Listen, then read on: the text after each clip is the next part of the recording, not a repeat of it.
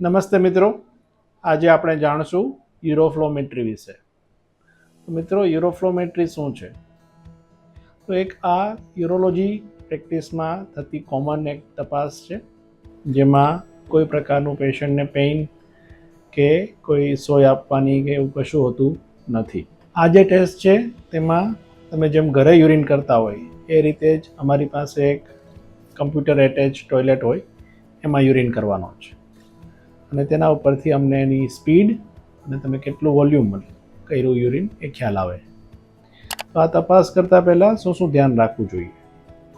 તો આપણે જ્યારે ટેસ્ટ કરીએ છીએ ત્યારે આપણને યુરિન પ્રોપર લાગેલું હોવું જોઈએ. પ્રોપર એટલે શું? તો કે ઘરે આપણને જ્યારે યુરિન લાગે છે ને આપણે જઈએ છીએ એવો યુરિન લાગેલો હોવો જોઈએ. એમાં આપણે ઓછો યુરિન હોય તો બી ટેસ્ટ પ્રોપર નથી આવતી, અને એકદમ યુરિન ભરાયેલો હોય તો બી એનો રિઝલ્ટ પ્રોપર મળતું નથી. એટલે આપણે જે ઘરે યુરિન કરીએ છીએ, નેચરલ યુરિન લાગે ત્યારે જઈએ છીએ, એવો યુરિન લાગેલો હોય ત્યારે જવું જોઈએ. તો જ્યારે આવી ટેસ્ટ કરવાની હોય, આપણે ખ્યાલ હોય, તો ઘરેથી આપણે 2 કે 3 ગ્લાસ પાણી પીને આવવું જોઈએ.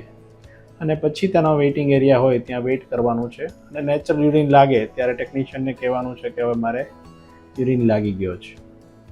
અને જ્યારે તમને ખ્યાલ આવી જાય કે આપણે અહીંયા યુરિન કરવાનો છે ત્યારે એકદમ માઇન્ડ રિલેક્સ કરી અને યુરિન કરવાનું છે.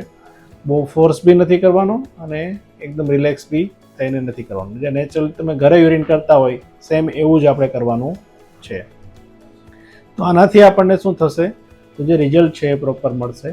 અને એ રિઝલ્ટ ઉપરથી જે અમે યુરોલોજીસ્ટ છીએ એ ઘણા બધા ડિસિઝન લેતા હોઈએ છીએ, જેમ કે પ્રોસ્ટેટની દવા બંધ કરવી, ચાલુ કરવી, કોઈ નળી સાંકડી થઈ ગઈ છે તો નળી પછી પોળી કરવી કે ના કરવી, આ દર્દીને પ્રોસ્ટેટના ઓપરેશનની જરૂર છે કે નહીં, ઓપરેશન થઈ ગયું તો આ ઓપરેશનથી ફાયદો થયો કે નહીં. બહુ મોટા મોટા ડિસિઝન આ નાની ટેસ્ટ ઉપરથી થતા હોઈએ છીએ. જો પ્રોપર રીતે કરશું તો આમાં આપણને પ્રોપર સલાહ મળશે. નમસ્તે.